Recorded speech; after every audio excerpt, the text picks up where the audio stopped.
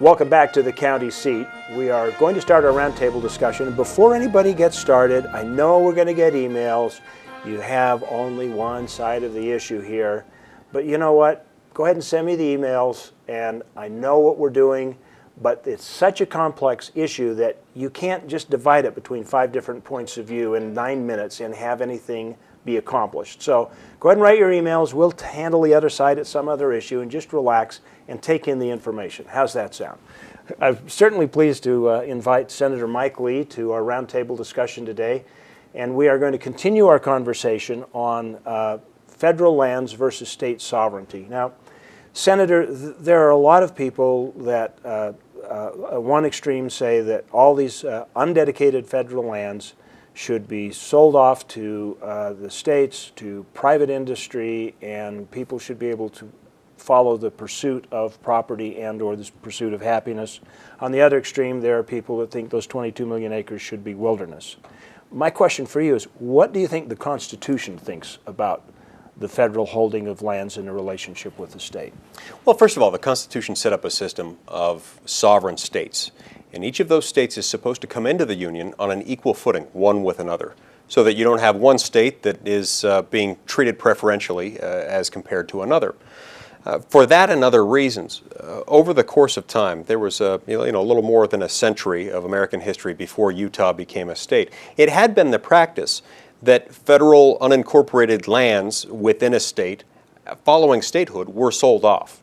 And that understanding is something that you can see even built into the Utah Statehood Enabling Act that helped us become a state in 1896.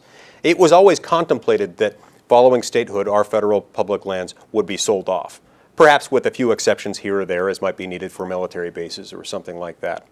But it certainly was not contemplated by the founding generation that you'd have upwards of 70% of the land within a particular state being owned by the federal government, certainly not without the consent of that state. And isn't that part of the concern of the balance of power? The federal government owns so much land within a state that they can actually dictate over the state's sovereignty, and therefore we become more of a strong federal centralized government nation, and you diminish the rights of the state to find that balance. Yes, that's more or less the concern. There was a delegate to the Constitutional Convention of 1787 named Elbridge Gerry. It was after Elbridge Gerry that we got the term gerrymandering. He was from Massachusetts, and he foresaw the possibility of this becoming a problem.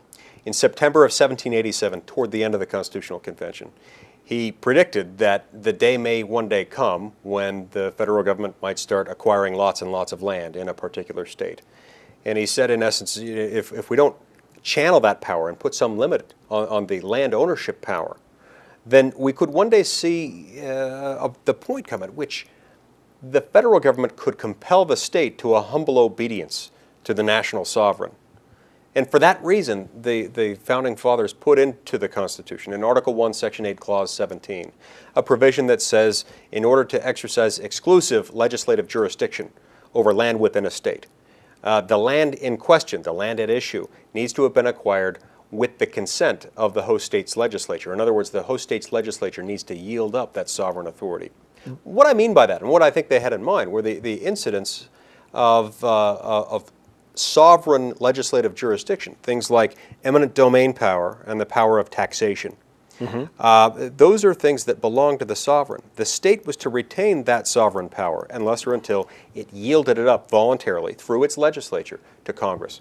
To my knowledge, that hasn't happened with the 70% of the land, more or less, that the federal government owns in Utah. So basically, when you get county land planning and state land planning, more specifically county land planning, as a subset of the state, and there is not a consistency with federal land planning, then that conflict becomes at issue, and the state should be sovereign on that because they've not yielded that land planning authority to the federal government. Is that correct? Well, I suppose that's a different manifestation of the same problem. And another way of looking at it is that we have throughout the state a number of counties. For instance, in Kane County, there are others where this is true also, but in Kane County, 90% or so of the land in that county is owned by the federal government.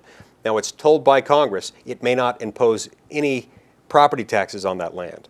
And as a result, they can't collect revenue from that, even though they've got roads that belong to the county that cross it that they have to maintain. They can't collect revenue for that. And so this creates a big problem for the counties in economic development. It creates a problem for the state and the county and the city governments in that particular parcels of land that may be in private ownership are sometimes landlocked within a veritable ocean of federal land surrounding it.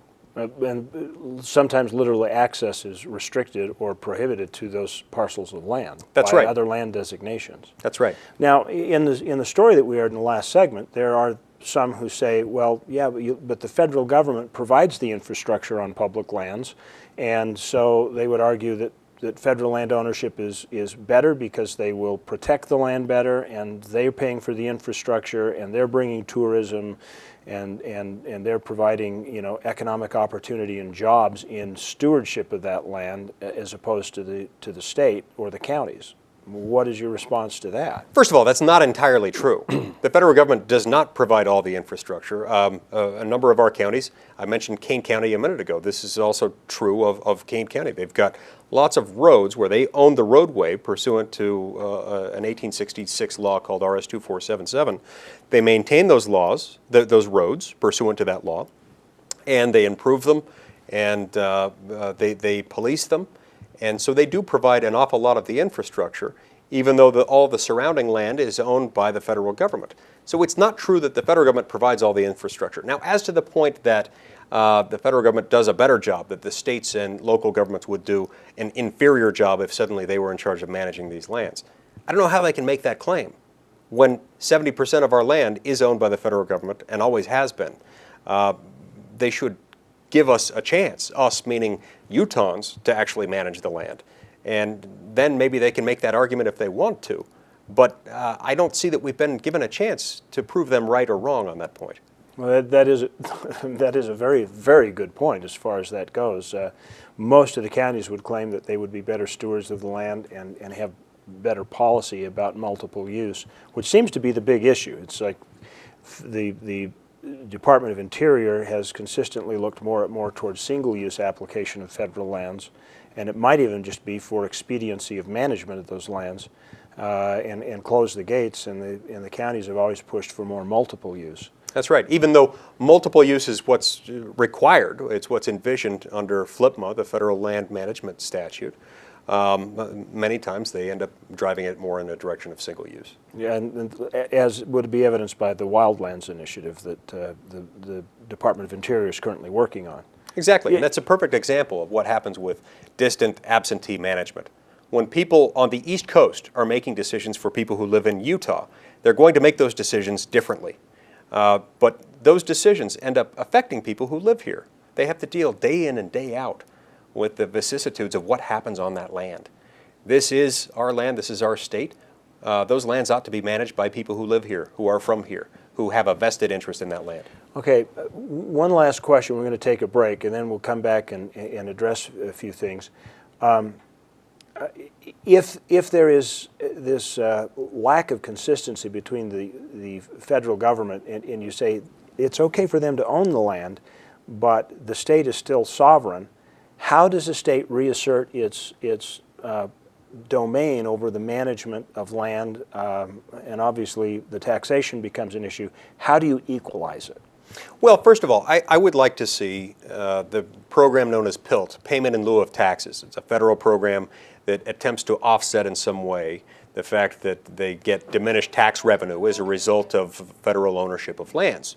I'd like to see that fully funded to the point where they really do get the same amount of money that they would get if the land were in ownership in the hands of someone else. And if we had that, then I think you'd have much more responsible actions on the part of the federal government. If they had to pay the rough equivalent of the tax that they would have to pay if they were a private landowner, they would make sure that economically beneficial use was being made of those federal lands, just like any other landowner. In other words, they would be working towards developing the resources to help pay the bill or are going to have to pay for the taxes. Exactly, in an environmentally responsible manner.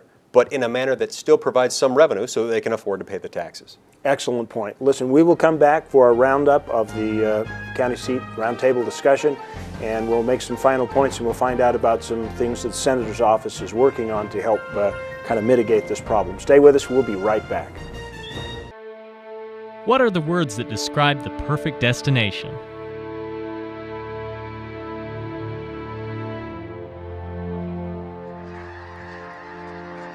Finding them all in one place is easy if you know where to look. Millard County in the heart of Utah offers ATV adventures, rock crawling events, art festivals, and nature at its most epic. Millard County, Utah. Find out what you've been searching for.